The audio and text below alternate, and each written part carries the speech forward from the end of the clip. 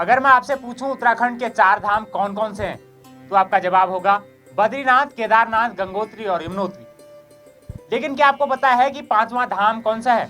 तो चलिए बताते हैं। अल्मोड़ा से महज 35 किलोमीटर दूर भगवान शिव का यह तपोस्थल है, जिसे जागेश्वर मंदिर के नाम से जानते हैं। प्राकृतिक सौंदर्य से आच्छादित यह मंदिर उत्तराखंड के 5वें धाम के रूप में जाना जाता है। इसी मंदिर पर 12 अक्टूबर को प्रधानमंत्री नरेंद्र मोदी पहुंचेंगे। यह पहला मौका होगा जब देश का कोई प्रधानमंत्री इस मंदिर के दर्शन के लिए पहुंच रहा हो। नमस्कार, मैं हूं योगेश भट्ट और आप देख रहे हैं उत्तराखंड न्यूज टुडे नेटवर्क। देवदार के घने जंगलों के बीच बसे 2500 साल पुराना जागेश्वर धाम भगवान शिव को समर्पित है। यह मंदिर भारत के ज्योतिर्लिंगों में से एक माना जाता है। आइए जानते हैं इस मंदिर के चमत्कार और रहस्यों के बारे में। उत्तर भारत में 7वीं सदी के मध्य गुप्त साम्राज्य के दौरान कुमाऊं क्षेत्र में कत्यूरी राजाओं का शासन था। लिहाजा जागेश्वर मंदिर का निर्माण भी उसी काल में हुआ था। इसी कारण मंदिरों में गुप्त साम्राज्य की झलक भी दिखलाई पड़ती है। भारतीय पुरातत्व सर्वेक्षण विभाग के अनुसार इन मंदिरों के निर्माण की अवधि को कत्यूरी काल, उत्तर कत्यूरी काल और चंद्रकाल में बांटा गया है।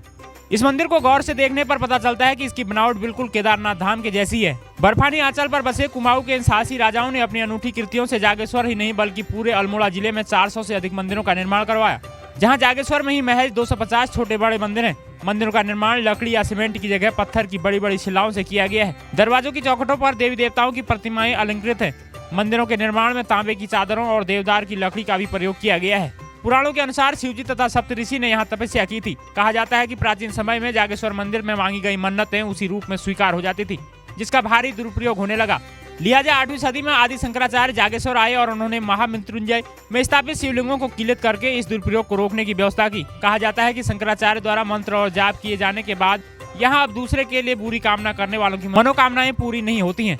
केवल यज्ञ एवं अनुष्ठान से ही मंगलकारी मनोकामनाएं पूरी हो सकती हैं। समुद्र तल से लगभग 6200 फुट की ऊंचाई पर स्थित पतित पावन जटागंगा के तट पर पवित्र जागेश्वर की नैसर्गिक सुंदरता अतुलनीय है। कुदरत ने इस स्थल पर अपने अनमोल खजाने से खूबसूरती जी भर कर लुटाई है। सनातन धर्म के लिंग पुराण, स्कंद पुराण और शिव पुराण में इस मंदिर का उल्लेख मिलता है। इस मंदिर के अंदर कई शिलालेख और मूर्तियां मौजूद हैं। यही नहीं, मंदिर में शंकर भगवान के नागे स्वरूप की भी पूजा की जाती है। सावन के महीने में तो यहाँ हर दिन पर्व मनाए जाते हैं। यदि आप मानसिक शांति और भक्ति साथ साथ तलाश रहे हैं तो जागेश्वर धाम जरूर आए। यहाँ जाने के लिए बस, ट्रेन, टैक्सी की सुविधाएं उपलब्ध है। आप काठगोदाम तक ट्रेन या बस के जरिए सफर कर सकते हैं। दिल्ली से जागेश्वर की दूरी महज 390 किलोमीटर है। अगर आप हवाई मार्ग से आना चाहते हैं तो पंतनगर एयरपोर्ट आपको सबसे नजदीक पड़ता है। हल्द्वानी से जागेश्वर की दूरी 120 किलोमीटर है।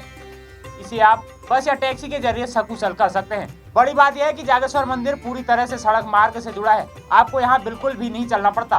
दोस्तों, प्रधानमंत्री नरेंद्र मोदी के जागेश्वर आने से क्या यह स्थान देश दुनिया में प्रमुख आस्था का केंद्र बिंदु बन जाएगा? इससे पहले भी हमने देखा कि पीएम मोदी जहाँ भी जाते हैं उस स्थान की दुनिया में अहमियत बढ़ी जाती है। आप इस चमत्कारिक मंदिर के बारे में क्या सोचते हैं, हमें कमेंट्स कर जरूर बताएं।